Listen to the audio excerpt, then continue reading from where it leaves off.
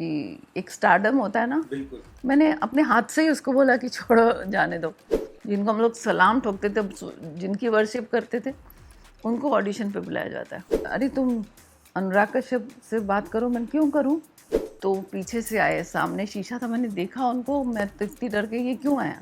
वो मेरे घर में आया और वो सोच रहा है ये पता नहीं कौन औरत है। हाँ हाँ, चलिए चलिए आप।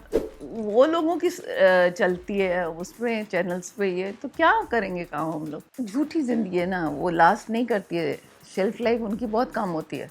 तो किसी फैन ने लिखा, मैं आप कभी नहीं सोच सकता था आप नाइट सूट पहनेंगी और आपने, मेरा दिल टूट गया मेरा।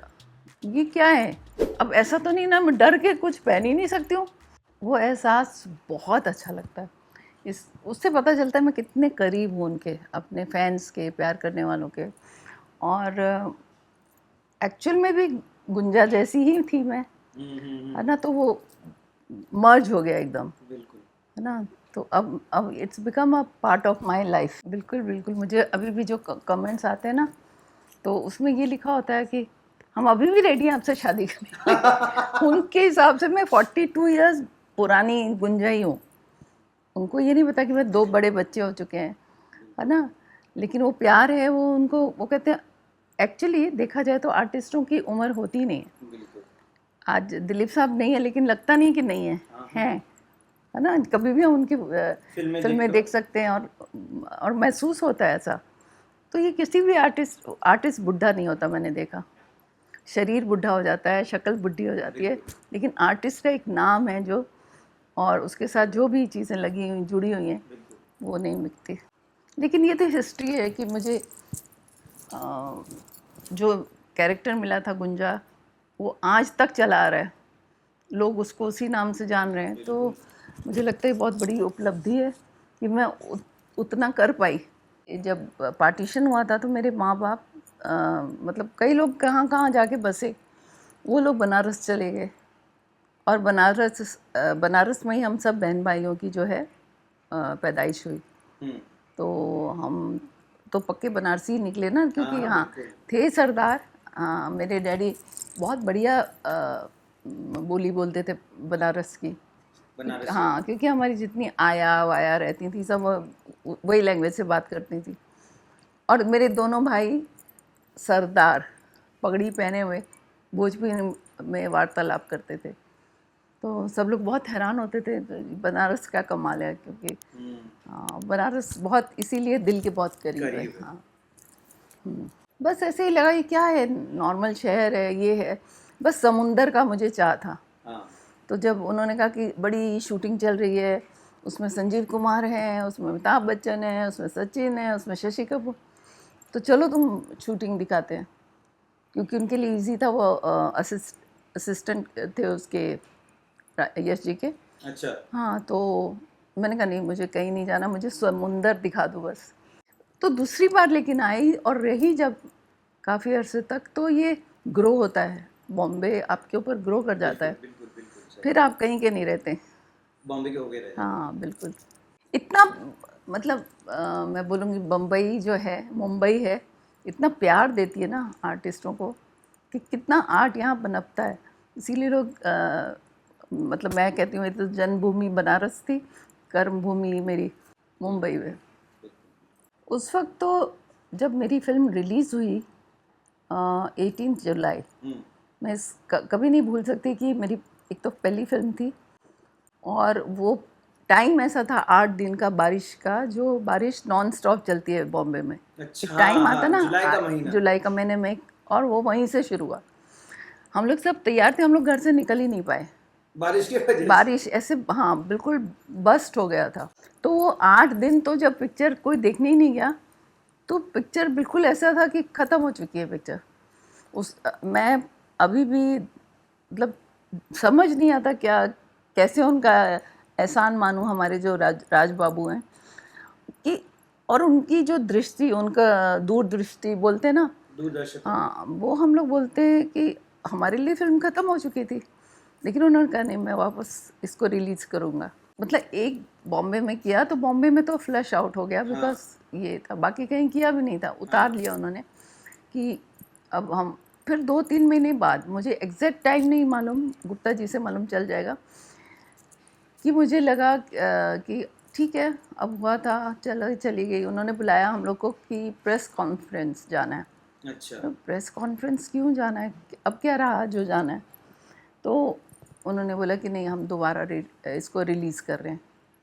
तो हम लोग को बहुत ताज्जुब हुआ कि मतलब इतनी हिम्मत फिर कर रहे हैं लेकिन उनकी सोच अलग थी, हाँ है ना। बिल्कुल। तो वो शायद शायद इंदौर में ही थे हम लोग, प्रेस कॉन्फ्रेंस, और वहाँ फिल्म लगाई। तो मैं एक बार आप भी देख लीजिएगा गुप्ता जी से, उनको आइडिया होगा हाँ। क्या टाइम था। तो हम लोग गए, तो जो फर्स्ट शो होता है 12 से 3, वो कुछ 10-15 लोग आए, है ना। 10-15। हाँ, फिर कुछ 35 आए दूसरे शो में, कुछ 50% भरा। और फिर रात को तो लाठियाँ चल रही थी मतलब इसका। उसी दिन। हाँ, उसी दिन की बात है। कि ऐसा ग्राफ हमको तो मालूम नहीं, लेकिन कभी बात होगी आपकी तो डेट वाइज बताएंगे गुप्ता जी। तो फिर तो रुकी नहीं है। और उसके बाद जब बॉम्बे में वापस उन्होंने लगाई तो 25 हफ्ते चली। साइन में एक है थिएटर, तब सिंगल थिएटर हुआ हाँ करते तब थे ना। सिंगल हाँ, स्क्रीन्स हुआ करते थे। तब ये फिल्म जो पकड़ी तो फिर इसने छोड़ा ही नहीं। छोड़ा नहीं। लेकिन बॉम्बे में इसका बज़ इसलिए नहीं हुआ कि लोग, वो जो पहली पिक्चर शुरू होती है और वो बंद जब हो जाती रिलीज़ है, होती है हाँ, बंद हो जाती है, तो उसका इम्पैक्ट थोड़ा, कम हो जाता हाँ। लेकिन वो बाहर से इतना बाढ़ की तरह शुरू हो गया ना, है। हाँ तो इन लोग को यहाँ का मतलब वो नहीं समझ आया कि नहीं हुआ तो कोई बात नहीं, बट बाहर तो उनका कन्विक्शन था। हम्म, और उसके बाद हम आपके कौन भी बनाना, वो हाँ अलग कन्विक्शन था बिल्कुल। सूरज का, है ना। कि नहीं तो इतनी हिम्मत। और उस फिल्म को देख के मुझे लोग पूछते थे कैसा लग रहा है अपनी फिल्म का रीमेक।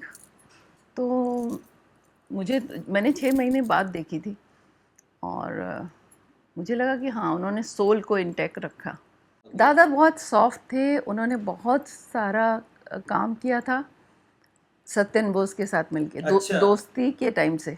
सीधे साधे और बट दिल की बात समझते थे, है ना। वो जैसे मैंने बोला कि मैं कैसे करूँगी शूट, तो मैंने तो कभी ट्राई नहीं किया, मैंने कभी कोई कोर्स नहीं किया। तो उन्होंने कहा नहीं, जैसे हम बोलते जाएंगे करते जाओ। वो हम लोग को दिमाग में उस टाइम अपना डायलॉग भी याद रखना पड़ता था, ये भी कि घर जो हाँ शुरू हो जाता था कि भाई हम लोग बदनाम ना हो जाए कि हम लोग बिल्कुल, ने हाँ 4 टेक दिए, बिल्कुल 5 टेक दिए। और बस स्टॉक आया और लोग कहते थे 5 डिब्बे आ गए, 6 डिब्बे आ गए। और सबको ये होता था कि भाई हम ज़्यादा खर्चा ना हाँ हाँ करवाएं बिल्कुल। रोल नहीं करवाएं। हम लोग को बस ये था करना है, और करने के बाद वेट करो कि किस दिन फ़ोन आएगा कि स्क्रैच देख सकते हैं आप। तो इतना लंबा गैप और इतना पेशेंस रखना पड़ता था कि अच्छा आए, फ़ोन करके आया कि नहीं प्रिंट, आया कि नहीं प्रिंट, तब हम लोग को देखने मिला। अभी तो बस हम शो का ये नहीं है, हटाओ दूसरा करो, वो 50 शॉट लेते हैं उसमें से एक लगा देते हैं। एज के साथ आप ग्रो करते हो, बिल्कुल। इवॉल्व होते हो, और आपको लगता है नहीं इसमें कुछ नहीं रखा है बेकार। लेकिन ये था कि पहले दिन से ही मुझसे कुछ गलती हुई होगी, मुझे आज तक नहीं पता। बट हम लोग ट्रेन में गए थे, और हम लोग, मैं, मेरी सिस्टर और ये सुनील जी और एक और कोई थे। तो ये लोग ताश वाश खेलने लगे, और मैं ऊपर, मेरा तो काम ही नहीं था वो सब ताश वाश का। तो एनीवे कुछ मालूम नहीं मुझे। ये शुरू दिन से ही उन्होंने कहा कि क्या पकड़ लेके आए, कैसी लड़की उठा लाए हैं इतने अच्छे रोल के लिए, ये मिली इनको। तो वो ह्यूमिलेशन इतना बढ़ता गया ना मुझे कि मैं बहुत मस्त टाइप की, मतलब हंसने बोल, तो बहुत रोई हूँ मैं इस फिल्म में। लेकिन ये था कि उनका बड़प्पन है कि एक बार मैं शूट कर रही थी फिल्म सिटी में, तो पीछे से आए, सामने शीशा था, मैंने देखा उनको, मैं तो इतनी डर गई ये क्यों आया। लेकिन आके उन्होंने ऐसे पीछे से गले लगाया और बोले सब भूल जाओ, सॉरी। वाह how sweet. House very sweet of him. कभी भी रियलाइजेशन हुआ और उनको पता चला कि मैं यहाँ शूट कर रही हूँ, तो आए तो बात ही ख़त्म हो गई। वरना उन्होंने हर शॉट से पहले मुझे रुलाया है दिसंबर की सर्द रातों में मतलब, तो लाइटिंग में बहुत टाइम लगता था क्योंकि ओपन था ना, तो जब तक लाइटिंग होगी तब तक मुझे शॉल नहीं मिलती थी। ये उनका कहना था कि मैं कह रहा हूँ इसको शॉल दी तो फिर मैं नहीं करूँगा सीन। ऐसा क्यों? अब ऐसा तो कोई उनसे पूछे कि क्यों उनको गुस्सा था, किस बात का, क्योंकि पहले दिन से कोई ऐसी बात ही नहीं हुई। आज तक मुझे नहीं पता कि अगर मैं तो अब ऐसे झल्ली कहते हैं टॉम बॉय हाँ, इधर जिस उधर तरह से आप फिल्म में आपका किरदार था, हाँ, मैं उसी तरह वैसी की थी। तो उनको क्यों गुस्सा, और दादा बेचारे हर बार आ जाते थे, मैं रोती थी तो कर लो। मुनीष जी। मुनि हाँ, दादा गोविंद जी, बहुत बड़ा ब्रेक मिला है मुझे, प्लीज़ साधना कर लो कर लो कर लो, कुछ नहीं होगा, मैं देख रहा। कोई चेहरा भी ऐसा बनाते थे ना मुझे देखे आ गई जैसे। कभी कभी बोलते थे इसको इतना बुरा दिखाऊंगा ना इसका करियर ख़त्म। मैं तो दुखी हो गई देख के, मैंने कहा मैं तो हीरोइन ही नहीं लग रही हूँ इसमें। वो फिल्म में? हाँ, मैं तो हीरोइनें तो ऐसी आती थी, मधुबाला जैसी, हाँ वो हाँ। सब था दिमाग में, रेखा और ये वो। तो मैं तो बिल्कुल बेकार लग रही हूँ। तो मैंने कहा मैं गई राजबाबू के पास रोते रोते तो क्यों तुम ऐसा कर रही हो, तुम नहीं खुश हुई पिक्चर देख के जब हम लोग के लिए ट्रायल रखा था? मैंने कहा नहीं, कुछ भी करके मत इसको रिलीज़ कीजिए। आपने मना किया था हाँ, release? मैंने मना किया था उनको। और वो अरे मत रो, यही सब पसंद आएगा लोगों को, तुम चुप रहो। मतलब हमेशा बोलते थे आप मुझे करके अपने बात कानों करते पे हैं। ना यकीन नहीं हो रहा। आप करके बात करते थे। मतलब मुझे लगा क्या करूं मैं, कैसे समझाऊं इन लोगों को। और उसी टाइम देव साहब लेना चाह रहे थे मुझे अपने बेटे के साथ, अच्छा। तो उन्होंने बुलाया देव था। साहब मतलब देवानंद? देवानंद जी, आनंद ही आनंद पिक्चर बनाई थी उन्होंने। अच्छा अच्छा अच्छा। तो मुझे लग रहा था वो एक फिल्म मिल रही है शायद उसमें मैं ठीक लगूँ, ये छूट जाए। अच्छा। हाँ, लेकिन उन्होंने राजबाबू का कन्विक्शन है ना, वो बोले बहुत अच्छी लग रही हो आप, सबको बहुत अच्छी लगोगे, मैं बता रहा हूँ। तो चुप हो गई मैं अब समझ सकती हूँ। कभी कभी आप कुछ कर्म होते हैं आप लोग के पुराने जन्म के, है ना, जो आप यहाँ पे उसका हिसाब किताब करते हैं।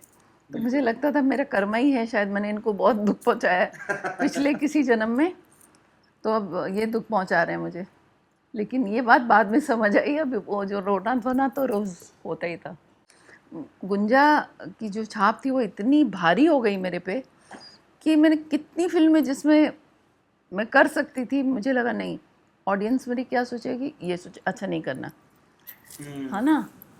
तो एक और दूसरा ये था कि अच्छी फिल्में बहुत आई भी नहीं मेरे पास, क्योंकि कुछ बज़ नहीं हुआ ना बॉम्बे में। हाँ हाँ। जो हुआ बाहर हुआ, बॉम्बे में नहीं हुआ। तो मुझे लगा छोड़ो फिल्म मिल्म, अब क्या करना है। तो मुझे लगा कि नहीं अब नहीं नहीं करनी चाहिए फिल्में मतलब आप फिल्म छोड़ के अपना। हाँ, आराम गृहस्थी से, हाँ जीवन जो, में जाना हाँ चाहते नहीं गृहस्थी मतलब था कि नहीं चली तो क्या कर सकते हैं हम। और चल गई तो फिर मेरे घर बोरी भर भर के लेटर्स आते थे। हैं? तो मुझे रोना आता था कि उन पे लाठी चार्ज होता था नीचे। तो मैं जाके बोलती थी कि भाई लाठी चार्ज मत करो मेरे सामने, मैं नहीं देख पाऊंगी ये सब। कि एक स्टारडम होता है ना, बिल्कुल। मैंने अपने हाथ से ही उसको बोला कि छोड़ो जाने दो। हर इंसान नदिया के पार बनाना चाह रहा था। फिल्म की रिलीज होने के हाँ बाद? हाँ, और हर इंसान चाह रहा था कि उसमें सचिन और साधना ही हो। तो हिस्ट्री रिपीट नहीं होती है ना। बिल्कुल एब्सोल्युटली। तो उन्होंने वो चाह रहे थे, तो फिल्में जो सोच के बनाई गई हो ना उनमें वो बात आती नहीं है। जब आप दिल से बनाते हो तब दिल तक पहुंचती है। तो ऐसी कोई छोटी मोटी फिल्में मैंने की। फिर मुझे लगा नहीं ठीक है, तो शादी कर ली। मैं फिल्म नहीं करना चाह रही थी उस टाइम, लेकिन दादा मेरे पास आए। नहीं, दादा मतलब? दादा गोविंद मुनीस जी। अच्छा अच्छा। सबसे पहले उन्होंने गोविंद जी को साइन किया था कि इनको साइन कर लेंगे तो ये तो ऑब्वियसली उतनी मैं इज्जत दूंगी अपने डायरेक्टर हाँ को। हाँ।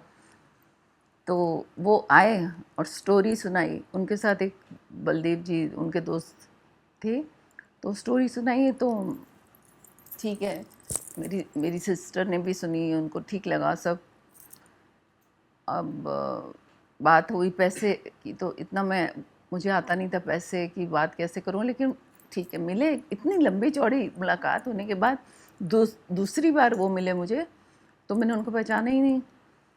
तो उनको बड़ा अजीब लगा, ये उस दिन मैं घर पे होके आया हूँ, चाय पी के आया हूँ और ये पहचान नहीं रही। हाँ, पहचान ही नहीं। फिर तीसरी बार उन्होंने साइनिंग अमाउंट वगैरह जो दे दिए, तो वो मैं अरुण गोविल के साथ कोई फिल्म कर रही थी और अरुण और इनका बड़ा अच्छा दोस्ती थी। हाँ।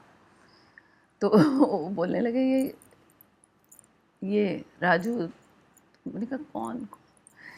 अरे पेमेंट तुम्हारी दी गई है, तुम्हारे घर बैठ के आए तुम मैंने कहा सॉरी सॉरी, मुझे पता। इनको आया गुस्सा हाँ, कि मेल ईगो हर्ट होती है ना। बिल्कुल, तो absolutely। वो बोलते हैं कि ये कैसी लड़की है यार।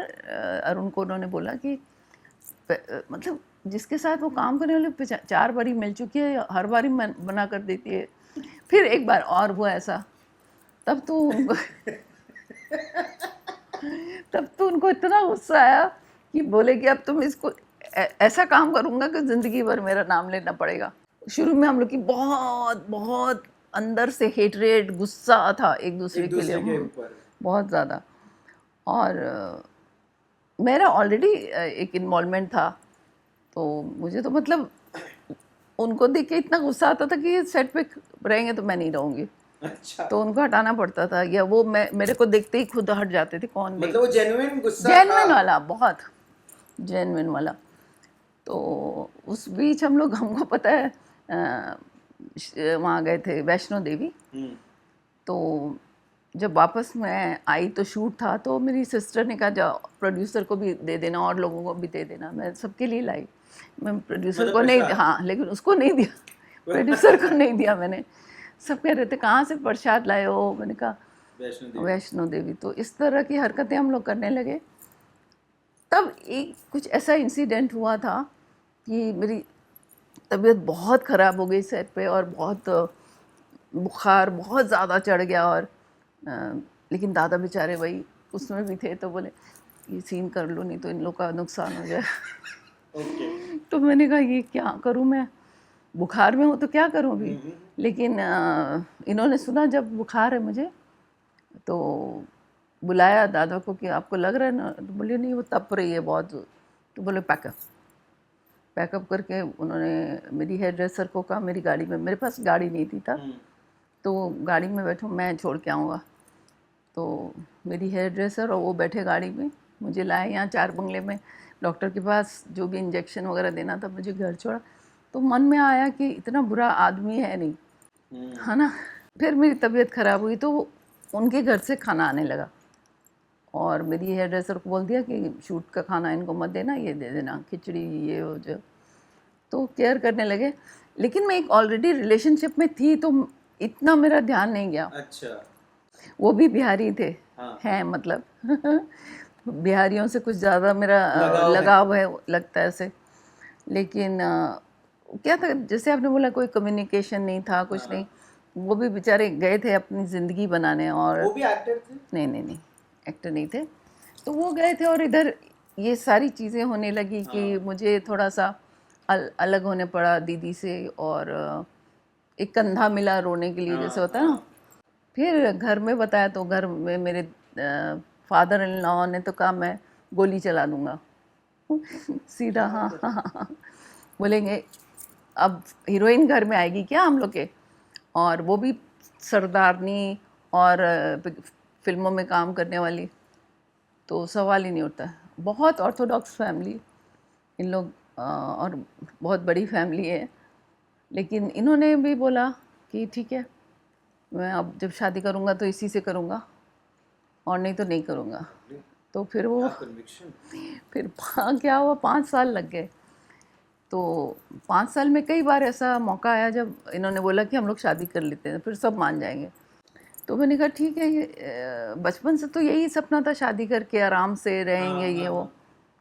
तो मैंने उनको बोला कि मतलब आप देख लो मेरा, क्योंकि मेरा तो ऑलरेडी है एक जगह, तो मैं उसको कैसे छोड़ूं, क्योंकि वो that man was so faithful, so honest. उसकी बहुत सारी मतलब चीज़ें जो मैं गिना ही नहीं सकती हूँ। अब ये आ गए तो फिर इनके चक्कर में वो हो गया कि नहीं मैं उधर तलवार बाजी शुरू हो गई घर में कि जब भी आओ मत कहो बाबा के सामने, मत लो नाम उसका, जब चिढ़ते हैं तो क्यों लेते हो। फिर मेरी सास ने कहा कि एक बात है कि मैं जाती हूँ बॉम्बे, तुम मेरे बेटे की शादी तो करा नहीं रहे हो, बाबा से उन्होंने बोला, मैं देखती हूँ लड़की सही लगेगी तो वहीं करा के आ जाऊँगी। तो बाबा मान गए? नहीं, नहीं माने। फिर माँ आई यहाँ पे, तो हम उनको ना शॉपिंग का इतना शौक था, ये सुबह माँ को सुबह से तैयार होके, उनका एस्मा भी था, वो भी साधना को बुलाओ जल्दी, दुकान खुल गया होगा जल्दी अरे। और मैं सुबह से लेके रात तक, जब तक दुकानों की लाइटें दिखती थी वो नहीं आती थी घर। उस टाइम ये मेरे वाले राज जो हैं ये फिल्म बना रहे थे उस्ताद, तो उसके बहाने कि भाई आशीर्वाद देने आइए बाबा, वो आए तो उनके साथ में दोस्त भी आए जो मुझे बहुत प्यार करते थे, तो बस बोले पैर छू लो, पैर छू लो। तो बस मैंने पैर छुए, उनका मन ही पिघल गया और उन्होंने कुछ निकाल के हाथ में कि जाके दे के आओ उसको, दे दिया, वो शगुन हो गया तो इस तरह से। लेकिन फिर शादी हुई तो फिर उन्होंने बहुत प्यार किया मुझे, बहुत। नहीं, मैं बहुत क्लियर थी इस मामले में कि अगर मैं शादी करूँगी तो कुछ टाइम काम नहीं करूँगी। इसमें कई लोग कहते हैं कि मेरे बाबा ने मना किया मुझे, ये माँ ने, ये कई जगह पे आई। हाँ, नहीं नहीं, किसी ने नहीं मना किया था, वो आपका खुद का फैसला? खुद का फैसला था। और राजू को लगता था कि बाबा अलाउ ही नहीं करेंगे तुमको, तो मैंने कहा अच्छा नहीं, तो सबका कहना यही था कि नहीं अलाउ मत, एक तो शादी हो गई, अब बोलना नहीं उनसे कि ये भी करना, तो वो परेशान हो जाएंगे और गुस्सा। मैंने कहा ठीक है। अब बच्चे 4-5 साल के हो गए, जब जाने लगे स्कूल, तो मुझे उस टाइम टेलीविज़न बहुत अच्छा हो रहा था। हाँ। तो ये सब हुआ तो मैंने कहा मना क्यों करेंगे, मुझे समझ नहीं आया, कभी बोला नहीं, बोले नहीं, बोलने की बात नहीं है, समझने की बात है कि तुम भी समझो। मैंने कहा ठीक है। एक दिन मैंने बस उठा के फ़ोन कर दिया बाबा को, बाबा प्रणाम प्रणाम, बाबा आपसे बात करनी है मुझे, कि मैं काम करना चाहती हूँ, मैं कर सकती हूँ? करती तो मैं ज़रूर, वैसे भी मतलब अगर सोच लिया था तो मैं करती ज़रूर, लेकिन मेरा फ़र्ज़ बनता था कि मैं पूछूँ उनसे। तो मैंने पूछा तो उन्होंने बोला हाँ अच्छे रोल हो तो करो ना। तो घर में सब चौंक गए, ये क्या है, ये साधना के लिए अलग बाबा हैं और हम लोग के लिए तो कोई खड़ा नहीं हो सकता था उनके सामने, उनकी जो पर्सनैलिटी थी। हाँ, सब बेटे भी छुप छुप के बात करते थे खड़े होके। फिर तो मेरा तो उनके साथ बिल्कुल दोस्ताना टाइप हो गया था। टेलीविज़न मैंने एंजॉय किया, लेकिन बाद में मुझे लगने लगा बहुत स्टैग्नेंट है, कोई एक्टर की ग्रोथ नहीं है इसमें, या कैरेक्टर जो चुनते हैं वो वैसे ही रहता है, उसका कोई आर्ट नहीं है। तो ये सब था। और एक राष्ट्रीय में भी जो था ना, राधा श्याम वाला कुछ था, उसके लिए उन्होंने बुलाया था। बुलाया क्या था, गुप्ता जी का बस ऑर्डर हुआ था बोले आपको और उस टाइम मैं 3-3 सीरियल कर रही थी, तो मैंने कहा मैं देखती हूँ। और फिर सीरियल से मन हट गया, क्योंकि जाके 12 घंटे आप दे रहे हो, कुछ भी पता नहीं है कल क्या सीन होने वाला है। डेडिकेशन है आजकल, बल्कि इसको और किसी और ही ऊंचाई में ले गए कि मतलब इतना भी कॉर्पोरेटाइजेशन हो गया ना। हाँ, क्योंकि इतना भी डेडिकेशन, जो कहते हैं ना बहुत ज़्यादा डेडिकेशन है, वो भी गलत। इसलिए बोल रही हूँ कि किसी से वो मर्ज नहीं करते अगर आप, और उसका असर डेफिनेटली आपके कैरेक्टर पे पड़ता है। जब ये मैंने जैसे कि फिल्म मुक्काबाज की, तो मुझे बहुत मज़ा आया, क्योंकि उसमें वही माहौल था। हमारे फ्रेंड हैं, वो उनका फ़ोन आया कि अरे तुम अनुराग कश्यप से बात करो। मैं क्यों करूं, तो ऐसे ऐसे आया है तुम्हारा। तो मैंने कभी कुछ नहीं किया फ़ोन ऑन, अचानक एक दिन उनका ही सब ये हो गया कि उनकी फिल्म मैं कर रही हूँ। तो सबके दिमाग में था कहीं मैं कहीं जाके सेटल हो गई हूँ। तो इसी बात पे तो मैं बोलती हूँ कि राष्ट्रीय वाले जो, मतलब आप समझ सकते हैं कि मेरी अपनी जो क्या कहते हैं, उनसे जो मेरा लगाव, अपनापन जो राजश्री से है या था, वो कभी भी किसी से नहीं होगा। नहीं हुआ। उनके घर की एक बहुत अच्छी प्रथा है, वो कोई एक जन आएगा, सब आएंगे मिलने। तो सुधा भाभी के साथ हमने टूर किया था, उनकी वाइफ जो है नदिया के पार कट रहे, तो हम लोग बहुत क्लोज हो गए थे, है ना। और बहुत प्यारी औरत, बहुत ही प्यारी, जैसे सूरज है अभी, तो उसको भी देख के बहुत प्यार आता है। लेकिन मुझे एक बस अफसोस है कि इन्होंने कभी मुझे दोबारा किसी फिल्म के लिए नहीं बुलाया। तो मुझे समझ नहीं आता क्यों नहीं बुलाया, है ना। तो राज बाबू भी थे तब। तो मुझे लगता है यही रिवॉर्ड है मेरा, जो मेरे फैंस ने मुझे वापस बोला कि ज़िंदा हो जाओ। और उनके लिए मैं बहुत कुछ करती हूँ। उनके लिए मैं अब उनका नया है कि 2 चोटी में आप आइए। अब उनको ये नहीं पता कि 42 साल पहले मैं वो वैसी थी, अब तो नहीं लग सकती वैसी। तो अब अगर मैं 2 चोटी करके आऊँगी तो मुझे ही बहुत ऑकवर्ड लगेगा, है ना। लेकिन मैं अपने फैंस के लिए ये भी कर सकती हूँ, क्योंकि आप बिलीव नहीं करेंगे, अगर मेरी तबीयत इतनी सी भी खराब होती है, सब लोग प्रार्थना करते हैं। हाँ, तो इतना प्यार दिया तो मुझे भी लगता है कि ठीक है। लेकिन हाँ, उसमें से कई इतने ज़्यादा स्ट्रॉन्च है जो कि मुझे अच्छा नहीं लगता कि वो, अगर मैंने साड़ी ना पहनी हो या पैंट पहनी हो तो मेरा किरदार नहीं बदल जाता है कपड़ों से ना। तो हर टाइम मैं साड़ी तो नहीं पहन सकती हूँ, क्योंकि मैं पैदा तो हुई, बड़ी हुई तो शहरों में ना, तो वो उसके आगे नहीं जाते हैं। तो अभी इन दिनों बहुत एक छोटी सी बात हुई, मेरी फ्रेंड के साथ, मैं नागपुर में थी, उसकी मदर ने हम दोनों के लिए सेम एक नाइट सूट खरीद दिया।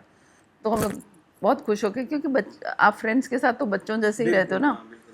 तो किसी फ़ैन ने लिखा, मैं आप कभी नहीं सोच सकता था आप नाइट सूट पहनेंगी, और आपने, मेरा दिल टूट गया मेरा। ये क्या है, कपड़ों से मेरे किरदार का। मैं मॉडर्न घर में पैदा हुई हूँ, मॉडर्न तरीके से, कभी हमारे माँ बाप ने कुछ रखा, कभी रोक टोक नहीं हुई।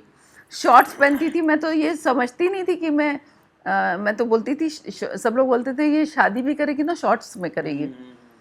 लेकिन वो चलो, आप नहीं पहनते हो, आप एक उम्र के उसमें, लेकिन मेरी उम्र कहाँ से आ जाती है अगर मैं कुछ भी पहनूं। और मैं अपने दर्शकों के लिए या अपने उसके लिए, मेरे कोई भी, हाँ, ये मैं समझती हूँ कि मॉडर्न कपड़े पहनने से मतलब ये मतलब नहीं होता कि आप खुले कपड़े पहनिए, अपना बदन दिखाइए।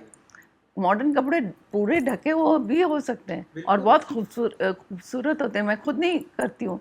तो अब ऐसा तो नहीं ना, मैं डर के कुछ पहन ही नहीं सकती हूँ।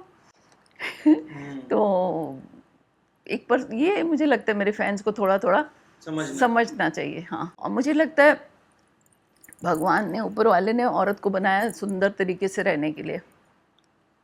वो मैं 80 साल की हो जाऊंगी तो भी रहूंगी, क्योंकि मेरे बच्चे चाहते हैं, मेरा हस्बैंड चाहता है।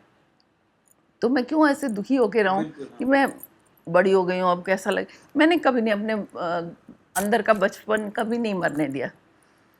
तो मैं अभी भी जाके सड़कों पे डांस कर सकती हूँ। मेरा कोई भरोसा नहीं होता, मेरी फ्रेंड्स जब कहती हैं ना कि तुम्हारे साथ चल के मुझे डर लगता है कब क्या शुरू कर दोगे। तो मेरी वो पर्सनैलिटी है, वो मैं नहीं चेंज कर सकती हूँ। तो हाँ हाँ, ना ही करना चाहती हूँ मैं। तो होते हैं एक आध ऐसे ट्रोल करने वाले, कहने से तो कोई फ़ायदा ही नहीं ना। ये तो, ये अब जो चीज़ बन गई है बन गई। कोई किसी का रिवोल्यूशन होगा, कोई कर पाएगा तो हो सकता है, क्योंकि अब दूसरे मतलब जॉनर की फिल्में बनने लगी हैं, उसमें लेडीज़ भी कोई हैं, मतलब मेन प्रोटैगनिस्ट जो होते हैं, प्रोटैगनिस्ट। हाँ, तो बनाना चाहिए, क्योंकि इतनी औरतें, और मुझे तो लगता है कि ये गिफ्ट, औरतें तो गिफ्ट हैं ऊपर वाले की।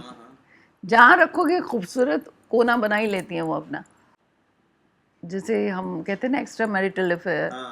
तो उस तरफ आकर्षण होना, ये असली चीज़ अंदर की क्या है कि किसी को खींचना, किसी जैसे अपनी बीवी से मैं इसको खींच लूँगी तो मेरा ईगो शांत हो जाएगा। मेन उनका ये मुद्दा रहता है। कुछ लोग ऐसे हैं जो भोलेपन में पड़ जाते हैं, कुछ की स्ट्रेटजी होती है, लेकिन है अच्छा औरत है तो अच्छी, ऐसा मैं नहीं मानती हूँ, कभी भी नहीं मानती हूँ ऐसे नहीं। तो तब भी शूर्पणखा थी जब थी, तो हर एक का अपना वो है, अपना रोल है प्ले करने के लिए। और तो उसमें ये एक तरफ से आप फेमिनिस्ट बनते हो, एक तरफ से कहते हैं इक्वालिटी चाहिए। जब इक्वालिटी है ही ऊपर वाले दीदी, तो क्यों क्या मांग रहे हो तुम लोग? औरत, हाँ औरत स्ट्रांग होती है क्योंकि वो एक आदमी को जन्म देती है, बिल्कुल बिल्कुल सही इसलिए हाँ, तो उसका फायदा उठाना और एक कहते हैं ना विक्टिम कार्ड खेलना, वो अलग दैट्स रॉन्ग। झूठी जिंदगी है ना, वो लास्ट नहीं करती है, शेल्फ लाइफ उनकी बहुत कम होती है। क्योंकि देखिए, आप कुछ भी झूठा करेंगे ना, आपके अंदर से जो आपका ज़मीर है ना, वो आपको कचोटता रहता है। बिल्कुल। और उसी माहौल में अगर आपको रहना है, तो आप सोचिए कितनी तकलीफ वाली बात है। मैं तो तरस खाऊंगी ऐसे लोगों पे, जो अंदर से कुछ बाहर से कुछ, है ना, कितनी तकलीफ होती होगी उनको रोल चेंज करने में, है ना। कैमरा के साथ। अरे कैमरा है तो ऐसे करेंगे, कैमरा नहीं है तो ऐसा करेंगे। तो वो ड्यूअल जिंदगी सब जी रहे हैं, है ना, और वो परेशान है, वो कोई खुश नहीं है। जैसे हम देखते हैं कि लोग एक दूसरे, मतलब लेडीज़ में मैंने देखा कि एक दूसरे को देख के कभी नहीं बोलेंगी वाओ कितनी अच्छी लग रही हो तुम, उन यहाँ तक आते आते रुक जाती हैं कि क्यों बोलूँ मैं, मतलब मैंने देखा नहीं ऐसा। तो वो समझ लो कि वो अंदर से बहुत दुखी इंसान है, जो खुल के किसी की वो तारीफ भी नहीं कर सकता, और कोई अच्छा लग रहा है उस अच्छी बातें नहीं कर सकता, और सिर्फ इसलिए हम ये बात कर रहे हैं क्योंकि इसको पसंद है, क्योंकि इसका नज़रिया मेरी तरफ बदलेगा। सब झूठ है, बहुत बहुत कम शेल्फ लाइफ होती है।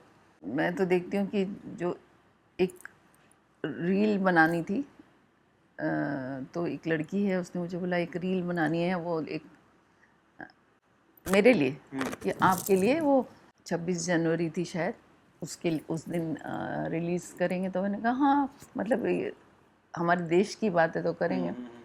अब वो जो लड़का पकड़ के लेके आई, तो आई डोंट नो हिम, है ना, मैं जानती नहीं, तो उसने मिलाया ये, ही वॉज नॉट बॉदर्ड।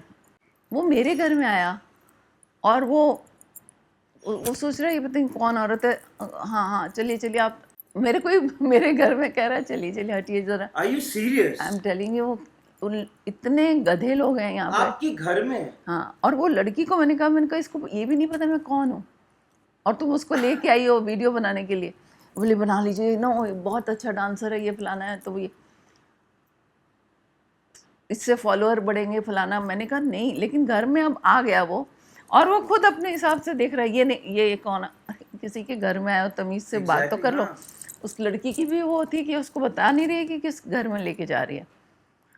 तो मेरा मतलब ये है कि जब स्टोरी पे लोग बैठते हैं, चैनल्स पे बैठते हैं, OTT में बैठते हैं, छोटे छोटे लड़के जो जानते भी नहीं है कि कौन है। What a shame. हाँ, और उसके बाद वो भेजते हैं कि मैम आप ये ऑडिशन देने आ सकती हैं।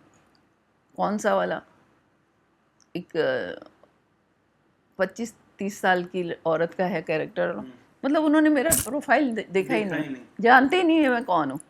बिल्कुल हाँ। तो वो लोगों की चलती है उसमें, चैनल्स पे, ये तो क्या करेंगे काम हम लोग।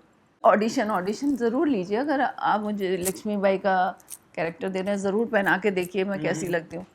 अब नॉर्मल हाउसवाइफ हूँ घर में, क्या ऑडिशन लेंगे आप? बिल्कुल हाँ।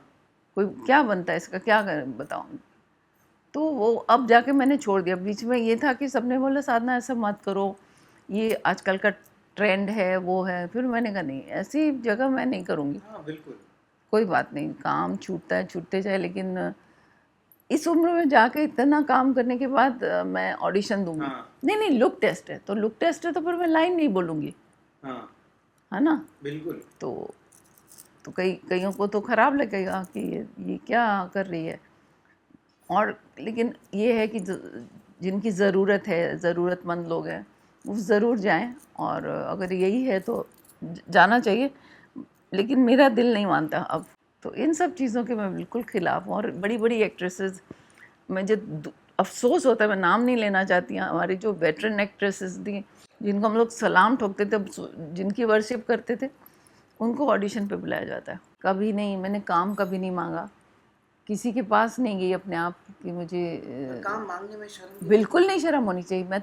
मैं कहती हूँ हेड्स ऑफ, क्योंकि ये हमारा काम है, हम क्यों ना मांगे, हाँ, है ना। बिल्कुल, तो बिल्कुल। उस मैं अपनी कमज़ोरी बता रही हूँ, हाँ हाँ है ना, कोई मैं बड़ाई नहीं कर रही हूँ, मैं अपनी कमज़ोरी बता रही हूँ। मेरे हस्बैंड अभी तक मुझसे नाराज़ खफा, रहते हाँ। हैं कि तुम काम क्यों नहीं बोल क्यों नहीं सकती हो तुम, क्योंकि पहली बारी जो था ना, जो मुझे सब कुछ मिल गया मिल हाथ गया, में ना, राइट राइट तो राइट। वो आदत ही नहीं पड़ी। मांगने का तो आदत नहीं। मांगने की आदत नहीं पड़ी कि मैं जाऊं ये करूं, बिल्कुल जायज़ है। मेरी बेटी जाती है, धक्के खाती है, क्यों नहीं खाए, काम है मांगना है। तो मेरे अंदर वो आग नहीं थी ना, प्रॉब्लम मेरे अंदर थी। कोविड के टाइम के लास्ट में जब काम शुरू हो गया था, मुझे इतना काम मिला, इतना काम, मैं क्या बताऊं। उस टाइम तकरीबन मैंने 17 फिल्में, जिसमें कुछ ये थी, क्या कहते हैं, ये OTT की हाँ हाँ, वेब सीरीज। सीरीज़ वगैरह थी, ये थी, और सब में इतना अच्छा रोल था मुझे, लेकिन करने नहीं मिला, क्यों? क्योंकि उस टाइम मेरी तबीयत काफ़ी ख़राब हो गई। और एक बोली मत, कोविड हो गया था आपको? नहीं, कोविड नहीं हुआ था, कोविड से डर भी नहीं था मुझे। हाँ, मुझे डर था सिर्फ ये कि मेरा गला सही सही रहे। सलामत रहे। और उस वक्त क्या हुआ कि बच्चे भी एकदम कि कोई ज़रूरत ही नहीं है आपको करने की, घर में बैठिए, कुछ हो जाएगा तो, कुछ हो जाएगा तो, ये डर के। और दूसरा ये था, एक साइड इफ़ेक्ट था दवाई का, इतना बुरा, मतलब उसने मुझे हिला दिया। तो उसमें बहुत सारी चीज़ें हो गई थी। तो उस हालत में मेरे हस्बैंड का कहना था ले लो, शायद तुम जाते जाते सेट पे जाओगी, तुम्हें अच्छा लगेगा, बेटर हो जाओगी, उनका ये थिंकिंग था। लेकिन मुझे नहीं लगता था कि मैं जाऊँ और ऐसा रिस्क लूँ कि किसी भी डायरेक्टर प्रोड्यूसर का पैसे का कुछ ये नुकसान झेलना पड़े। तब आया काम मेरे पास, और बहुत काम आया। तो इसमें कोई बड़ाई नहीं कि मैंने रिफ्यूज़ नहीं किया, मैं कर नहीं पाई। तो बस जब ठीक हुई तो अब मिलेगा जो, देखते हैं। अभी भी इसमें ये बहुत अच्छा लग रहा है कि छोटे छोटे एक्टर्स जो, जिनको कोई देखता नहीं था, ये वो इतनी अच्छी तरह से उभर के आए हैं बिल्कुल बिल्कुल। कि लोग वापस मतलब नोटिस कर वहाँ रहे हैं, हाँ। वापस नोटिस कर रहे बिल्कुल हैं। सही बात। और एक अभी फिल्म करके आई हूँ मैं सिक्किम में, बहुत अच्छा है, सेटअप अच्छा है, स्टोरी बहुत अच्छी है। अब वो पोस्ट प्रोडक्शन चल रहा है, देखिए। अच्छा, ओके। फिल्म का नाम क्या है? नाम अभी उनका पक्का नहीं है। अच्छा, टेंटेटिव है। हाँ, टेंटेटिव है, अभी तो रखा है, लेकिन मुझे लगता है नाम भी चेंज होगा। अच्छा अच्छा, ओके। बहुत बड़ी बात है और बहुत कमाल की बात है, मैं रिस्पेक्ट करती हूँ उनकी बहुत। वो चाहे मेरी उम्र की हों, मेरे से बड़ी हों, छोटी हों, मुझे मालूम नहीं।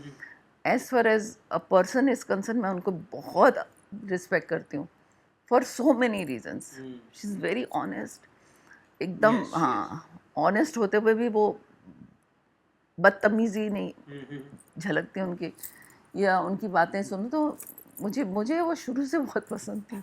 हाँ, तो मैं तो बहुत खुश थी कि चलो एक ऐसा कदम लिया है एक उसने, और बहुत लोगों ने मतलब बहुत लोगों को मोटिवेट किया होगा बिल्कुल, उसने। हाँ हाँ।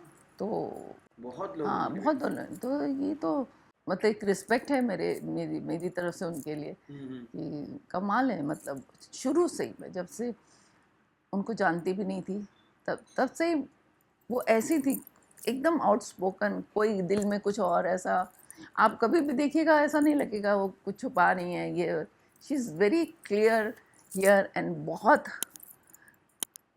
सच्चा इंसान होता है ना, जैसे हाँ हाँ हाँ। वो मुझे लगता है उनको देख के। सचिन के साथ तो हम लोग दो यारों की तरह थे, है ना। उस तरह का कोई करिश्मा या कुछ ऐसा कुछ भी नहीं हुआ। हमने फिल्म की उनके साथ, फिर उनके साथ काफ़ी फिल्म करने के बाद बिल्कुल ही आप क्लोज हो जाते हैं ना। तो एक उनके साथ फिर, अच्छा मेरे हीरो थे ही कौन, एक सचिन था और एक अरुण गोविल, है ना। तो वो अरुण गोविल मेरे हस्बैंड के दोस्त थे, तो भी प्रोटेक्शन में ही रहती थी मैं हमेशा, है ना। तो बस और किनके साथ काम किया मुझे तो इतना याद भी संजीव कुमार के साथ वो गाना था, बहुत संजीव, famous हुआ हाँ था वो हाँ गाना। हाँ हाँ संजीव जी के साथ मेरे को ये कैमियो रोल मिला था और अच्छे पैसे तो दे रहे थे, लेकिन जब उन्होंने कहा ना संजीव कुमार के साथ है तो आपके पैरों तले जमीन मैंने खिसक कहा मैंने कहा पैसे भी साइड में रखो और मेरे डैडी ने कहा बेटा कर दो सीन भी उनके साथ करो, तो जो मैंने किया और मुझे गई। हाँ, बहुत शांति है इस बात की कि मतलब कैसे आर्टिस्ट है ना ये लोग, बिल्कुल, मतलब अमेजिंग है। Absolutely, absolutely.